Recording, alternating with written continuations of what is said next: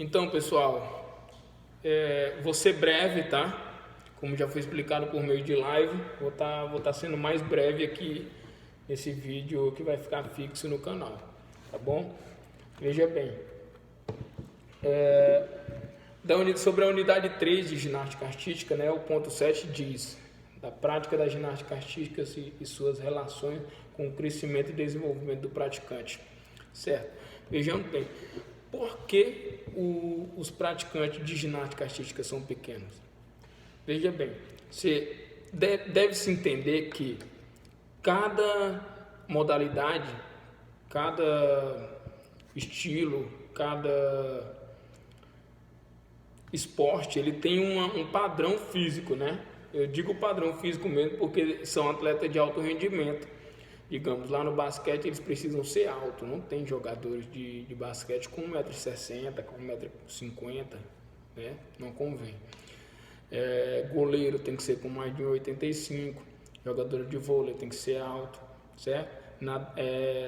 Os que praticam natação tem que ter os braços longos e também tem que ser alto, certo? Da mesma forma é a ginástica artística, não é que o treinamento de ginástica artística vai deixar o praticante pequeno, é porque a modalidade exige isso, certo?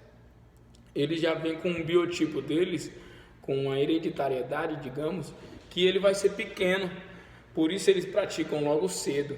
Eles começam lá com seus 5 anos de idade a praticar, porque vai atingir um maior repertório motor, né, físico da criança. Ele tem mais flexibilidade, ele tem mais acervo motor para ser desenvolvido, certo? Dando continuidade. E a Ferreira Filho, do ano de 2006, ele diz que, do ponto de vista da biomecânica, medidas menores da ginástica de alto rendimento favorecem a realização de acrobacias mais complexas, principalmente as rotações no eixo transversal e suas variações. Foi o que eu disse, né?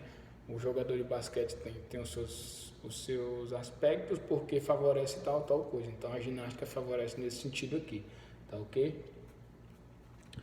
Veja bem, também tem a baixa estrutura, pois favorece as alavancadas corporais e o aprendizado de elementos que possuem muitas rotações. Dessa forma, a seleção de ginastas por parte dos treinadores vai considerar os aspectos, além de outros aspectos como coordenativos, que é o equilíbrio, ritmo, orientação espacial. As habilidades coordenativas, que são força, flexibilidade e resistência, tá bom? Ou seja, vai abranger outros esportes também. Sabe por quê? Porque ele tá tendo desenvolvimento de capacidades coordenativas e habilidades condicionais, tá? Lá no futebol precisa de quê? Força, velocidade, equilíbrio e flexibilidade. Então o ginasta também tem isso, tá? Lá no basquete precisa de quê? Força, flexibilidade, agilidade, equilíbrio e aspectos psicológicos também. Tudo isso está abrangendo, tá ok? Referente à influência da prática da ginástica artística no desenvolvimento do praticante. Diz que há muito é sabido que praticar atividade física proporciona uma série de benefícios ao praticante, nos aspectos físico-motores, cognitivos e socioafetivos. Ou seja, não vai interferir no crescimento dos atletas, certo? Certo que vai um esporte de alto rendimento, mas tem os profissionais adequados para estar direcionando todos os treinamentos. Ele não vai ter uma sobrecarga sobre uma criança, certo? Tem que ser de forma lúdica, tem que ser com o seu próprio peso do corpo, correto? Lá nos treinamentos dos membros superiores, certo? E não vai deixar também os membros inferiores sem treinamento. Lógico que vai estar trabalhando o corpo inteiro, tanto que a mente também é incluída aí. Ele abrange muito o repertório motor, com rotações em torno do próprio corpo, movimento de suspensão, apoio, ficar na posição invertida, saltar, aterrissar, fazer movimentos que exijam força e também alto nível de flexibilidade. Tá? O repertório motor aí é extremamente ativo. Tá bom? Fala aqui. Essa eu vou pular. Tá bom? Por que a prática da ginástica artística é iniciada muito cedo? Veja bem. A gama de exercícios a serem trabalhados nas diversas provas de modalidade é enorme, exigindo um longo tempo de prática. Além disso, o apêndice de condição física e técnica, notadamente das mulheres, tende a acontecer ainda na adolescência, tá bom? Ou seja, o repertório motor dele vai ser despertado lá na infância, lógico que com treinamentos adequados, correto? Veja bem, lá com 5 anos a criança tem uma flexibilidade incrível, né? Para ela fazer uma abertura muito fácil, né? Ela tem a amplitude dela é muito grande, ou seja, é esse o ponto de início da prática de exercício físico, tá? Um exemplo, eu que tenho 24 anos, se eu for começar a fazer atividade de ginástica artística agora, eu vou ser uma pessoa enferrujada, certo? Não que eu não faça, eu estou dando um exemplo como se eu não praticasse nada, entendeu? Então, aí na infância é a idade ideal, mas tem que ter um cuidado com o que, gente? Com a inicialização precoce, certo? Tem toda uma influência aí. Como eu falei, tem profissionais adequados para isso, para ser orientados, para as crianças serem orientadas de todos os tipos. Veja bem, com cuidados das sobrecargas e também a questão psicológica. Veja bem, também são observados problemas psicológicos relacionados à pressão do treinamento e à busca por resultados. Mas lá na infância, isso tudo tem que ser adaptado, tá? Isso vai ter uma exigência por resultado, a busca por resultado só da adolescência em diante. A criança ela tem que ter um treinamento adaptado, correto? Porque caso contrário pode alcançar distúrbios, né? Pode acarretar na desistência da modalidade, caso for exigir dessa forma. Tem também a questão alimentar, que é muito importante na ginástica artística, tá? Se exige um alto rendimento, exige uma alimentação reforçada, uma alimentação com carboidrato e bastante proteína, tá bom? Para o corpo dar conta daquilo. Mas só que tem um padrão físico para a modalidade, correto? Aí vejamos. Vou dar um implementado aqui. Muitas meninas praticantes de ginástica artísticas, notadamente as do alto rendimento, mantêm-se em constante dieta alimentar hipocalórica, tá? Decorrente da necessidade de possuir o perfil físico determinado pela cultura corporal da modalidade, ou seja, uma cultura do esporte, certo? Mas só que a gente não pode estar fugindo das instruções da saúde, correto? A gente tem que alcançar esse padrão físico da forma correta. Há muitos casos de crianças que passam por dieta hipocalórica que fica com consequências psicológicas, né? Estado depressivo, ansiedade, desinteresse pela prática, isso tudo pode acarretar, né? Ocorrendo distúrbios alimentares como bulimia e anorexia. Veja bem,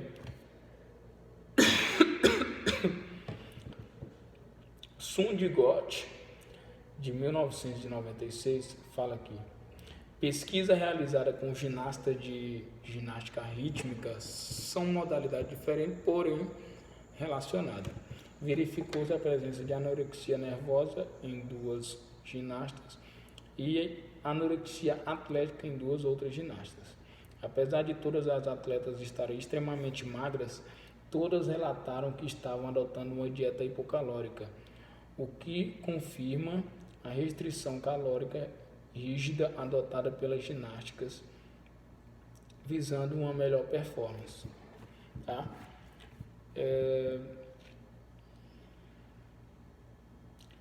Algumas consequências. São relatados problemas fisiológicos decorrentes dessa dieta, como a menarca tardia, tá? O atraso da menstruação, a menstruação que demora a vir pelo excesso de exercício, tá?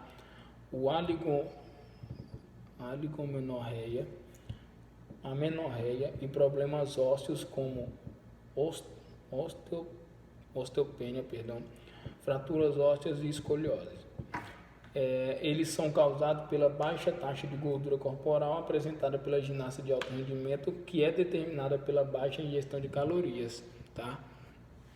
Ou seja, como é um esporte de alto rendimento, precisa de muita ingestão calórica e proteica, tá bom? Veja bem, o treinamento excessivo. O ginasta de alto rendimento consiste em longa sessão de treinamento de 5 a 7 horas.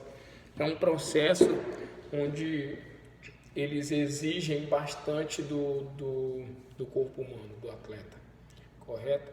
Porque esses treinamentos, além de ser excessivos por horas, também são excessivos por dias. São de 5 a 6 dias da semana, tá bom? Nessa rotina. Então, essa rotina ela deve ser muito cautelosa para que não venha a interferir no processo tanto de alimentação, tanto físico da criança, tá? Falei um pouco da menarca tardia, beleza. Agora um pouco das prevenções. A periodização, que é o que eu falei, das horas e dias de treinamento, tá bom? A boa alimentação, também falei. Uma dieta precisa de uma equipe multifuncional, nutricionista principalmente, na questão de boa alimentação, para estar orientando tudo isso e alcançando os anseios, almejando tudo aquilo que pretende por meio de resultado, porque são esportes de alto rendimento. Isso é um esporte de alto rendimento. Descanso adequado, tá bom? O nutricionista também vai orientar isso. A psicóloga também. Na questão de descansar de 6 a 8 horas no mínimo. Esse é o mínimo para o seu corpo estar adequado para um próximo treinamento. Trabalho multidisciplinar. Como eu falei para vocês, tem um trabalho conjunto entre fisioterapeuta, médicos, psicólogos, preparadores físicos e nutricionistas, tá bom? Tudo isso para prevenir um desgaste físico e mental da criança. Aí no ponto 8 vai abordar um pouco dos princípios de pontuação. Esse princípio de pontuação a gente vai ser um pouco breve porque é um cálculo meio que difícil, né? Ele foi criado lá, no Código de Pontuação foi criado em 1936, só que veja bem, a cada 4 anos são modificados, tanto que ao longo do tempo já foi modificado, desde 1936 foram modificados várias vezes, tá? A cada Olimpíada. E a pontuação ela é dividida entre a primeira regra, que é a de dificuldade, e a de execução, tá bom? Quanto ao elemento de dificuldade, a gente vai relatar o que? Os elementos mais difíceis da ginástica executada. E de execução, quanto mais a produção do ginasta for dominada, ou seja, deixa eu dar um exemplo. Ele fez a aterrissagem aqui, certo? De forma correta. Veja bem, ele fez toda a acrobacia e parou corretamente. Ele não desequilibrou, tá? Essa foi uma execução perfeita, tá bom? Feita essa execução perfeita, então ele chegou a uma pontuação de 0 a 10, digamos, tipo 0.10, tá? 0.1, perdão, deixa eu ver aqui. 0.10 a 0.8, tá bom? Esse é o elemento de dificuldade. Aí é feito todo um cálculo, dá para vocês entenderem um pouco mais lá no tópico 8 da unidade 3, que fala sobre a nossa aula de hoje, tá bom? A arbitragem são 3 elementos. O júri é composto por auxiliado pelos assistentes, os cronometristas, e o árbitro de linha e o secretário. Tá ok? E o processo de pontuação vocês podem ver na unidade 3. Tá? Então, chegando à conclusão, vou chegar aqui, ó. Ela é uma ginasta, Daiane Barbosa, tem 1,45 m e ele é da área da natação, o Phelps, campeão olímpico, tá bom? Dos Estados Unidos. Ele tem o quê? 1,93 m, ou seja, a modalidade dele exige isso. A modalidade dela exige isso. Já pensou? Ela tomar a modalidade, ela praticar a modalidade de Phelps, ela ia perder em segundos, tá? E ele, fazendo a modalidade dela, ia topar em todos os aparelhos, correto? Porque a mobilidade, a flexibilidade não é a mesma, tá bom? Então deu para entender que cada esporte exige um padrão físico, tá bom? Um padrão atlético. E a gente chegou ao fim do conteúdo. Deixe seu comentário, tá bom? Deixe seu nome abaixo do vídeo, se você não assistiu ao vivo. E quem quiser também comentar nesse vídeo o mesmo comentário que colocou no ao vivo, eu ficarei grato. Pessoal, tenham uma boa aula, espero que tenha esclarecido um pouco do conteúdo para vocês e até a próxima. Valeu!